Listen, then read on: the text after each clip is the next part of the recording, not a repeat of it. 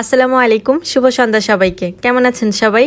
আশা করছি ভালো আছেন। আমরাও আল্লাহর রহমতে ভালো আছি সবাই, আলহামদুলিল্লাহ। ভিডিওটা আজকে সকাল থেকে শুরু করেছি। সকালবেলা রান্না বান্না দিয়ে ভাবি হচ্ছে খুদের ভাত রান্না করেছে আর 2 রকমের ভর্তা করেছে। তো ভাবলাম খুদের ভাতের সাথে শুটকিটা অনেক বেশি ভালো লাগবে, এই কারণে ভাবলাম একটু শুটকি রান্না করে ফেলি। আর ভাবি অনেক সকালে আসে, তো দেখা যায় যে আমরা ঘুম থাকতে থাকতে উনি সকালে রান্নাটা সেরে ফেলে, এই কারণে আসলে সকালে রান্নার ভিডিওটা দেখাতে পারি না। তো যাই হোক, এদিকে কিন্তু শুটকিটা রান্না হয়ে যাচ্ছে। আজকে কিন্তু হচ্ছে বাঁশপাতা শুটকিটা রান্না করেছি, অনেকে এটাকে শীতল শুটকিও বলে। আমরা বাঁশপাতা নামেই পরিচিত, এই কারণে বাঁশপাতাই বললাম। তো অনেকটা পেঁয়াজ দেওয়া হয়েছিল, রসুন দেওয়া হয়েছিল আর কাঁচামরিচ দেওয়া হয়েছিল, দেখতেই পেরেছেন। কিছুক্ষণ ভেজে নেওয়ার পরে হলুদের গুঁড়া আর মরিচের গুঁড়া দেওয়া হয়েছে, আর এরপরে হচ্ছে শুটকি দিয়ে দেওয়া হয়েছে। এরপর একটু পানি দিয়ে শুটকিটা সিদ্ধ করে নিতে হবে। এই পর্যায়ে কিছুটা লাউ পাতা কুচি করে দেওয়া হয়েছে। আপনারা লাউ পাতার পরিবর্তে কিন্তু পুঁই শাকের পাতাও দিতে পারেন, খেতে ভালোই লাগে। 2-1টা পাতা দিলে আমাদের কাছে মজা লাগে, এই কারণে আমরা দেই। তো এখন শুধু পানিটা শুকিয়ে নিতে হবে, যখন তেলের উপরে চলে আসবে তখন রান্না হয়ে যাবে। দেখেন কালারটা কি সুন্দর হয়েছে না? খেতেও কিন্তু অনেক মজা লাগে, একটু মিষ্টি মিষ্টি লাগে যেহেতু পেঁয়াজ আর রসুনটা বেশি দেওয়া হয় তাই। তো এর ভেতরে একটা পার্সেল চলে আসে, তো ভাবলাম এটা একটু শেয়ার করি আপনাদের সাথে।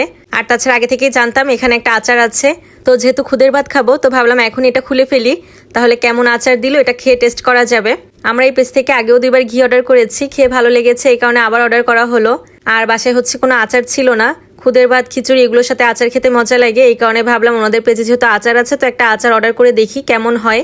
খেয়ে যদি টেস্ট ভালো লাগে পরবর্তীতে দেখা যাবে আবার নেওয়া যাবে। তো আপনারা শুধু ওনাদের প্যাকেজিংটা দেখেন, কি সুন্দর প্রিমিয়াম প্যাকেজিং। আগেই তো দেখতে পেলেন ঘিয়ের বক্সটা কত সুন্দর ছিল, আর আচারের বক্স খুলতে গিয়ে তো আমার মনে হলো আমি কোনো ফোনের বক্স খুলছি কিনা। দেখেন কি সুন্দর করে প্যাকেজিং করে দিয়েছে, একটুও কিন্তু নষ্ট হয়নি বা পড়ে যায়নি। এটা ছিল 1 কোয়া রসুন আর জলপাইয়ের টক মিষ্টি ঝাল আচার। যাই হোক, এদিকে আমাদের খাবারও রেডি, খুদের ভাত, তারপরে হচ্ছে আলু ভর্তা করা হয়েছে, নীলা শুটকি রান্না করেছিল সেটা, আর সাথে বেগুন ভর্তা। এখন হচ্ছে খাওয়া দাওয়ার পালা। খুদের ভাতটা কে কে পছন্দ করেন বলেন তো? আমার কিন্তু অনেক বেশি মজা লাগে। সাথে কয়েক রকমের ভর্তা, আচার, ডিম একটু বেশি পেঁয়াজ দিয়ে ঝুরঝুরি করে ভেজে খেতে কিন্তু অনেক বেশি মজা। তো আজকে আর ডিম ভাজিনি, যেহেতু শুটকি রান্না করেছি তাই। তো সবকিছু একবারে প্লেটে নিয়ে নিয়েছি, আর এখন হচ্ছে আচারটা নিব। সত্যি কথা বলতে আচারটা টেস্ট করার জন্য আমি একদম অস্থির হয়ে যাচ্ছিলাম, কারণ এত সুন্দর একটা স্মেল আসতেছিল আর দেখেই মনে হচ্ছিল খুব মজার হবে। তো আমি কিছুটা আচার নিয়ে নিয়েছি প্লেটে, আর এখন খেয়ে একটু টেস্ট করে দেখবো যে কেমন লাগে। তো রসুনটা দিয়ে আর একটু জলপাই নিয়েছি, এবার ভালো করে খুদের ভাতটা একটু মেখে নিয়েছি। মুখে দিতেই দারুণ লাগলো, টক মিষ্টি একটা ফ্লেভার। খুব বেশি যে মিষ্টি এমন না, মানে খিচুড়ি খুদের ভাত এগুলোর সাথে খাওয়ার জন্য একদম পারফেক্ট। তো খুব মজা করেই খাবারটা শেষ করেছি। আর এরপরে বিকালবেলায় কিছু কাবাব ভেজে নিব, এই কারণে হচ্ছে আগে কাবাবটা রেডি করে নিচ্ছি। গরুর মাংস আর বুটের ডালের কাবাব। তো গরু মাংস আর বুটের ডালটা কিন্তু আমি আগেই রান্না করে রেখেছিলাম, পরে সেটা ব্লেন্ডারে ব্লেন্ডও করে রেখেছি। তবে কাবাবের রেসিপিটা আজকে আপনাদের সাথে শেয়ার করছি না, এটা অন্য একদিন আপনাদের দেখাবো। এবার কাবাব তৈরি করার সময় ঝালটা একটু কম দিয়েছি যাতে মাইবিন মাহিরা খেতে পারে। অন্য সময় দেখা যায় যে আমার ঝালটা একটু বেশি হয়ে যায়, তো ওরা আর খেতে পারে না। তো এবার একটু ইচ্ছা করে ঝালটা কম দিয়েছি। চাইলে পুরো মিশ্রণটার সাথে হচ্ছে আমি ডিম, তারপরে পেঁয়াজ বেরেস্তা, ধনিয়া পাতা এগুলো একসাথে মিক্স করে নিতে পারতাম, টমেটো সস। তো এবার আর সেটা করিনি। এবার চিন্তা করলাম যখন কাবাব ভাজবো তার আগে পেঁয়াজ বেরেস্তা, ধনিয়া পাতা, টমেটো সস এগুলো অ্যাড করে দিব, তাহলে খেতে বেশি ভালো লাগবে।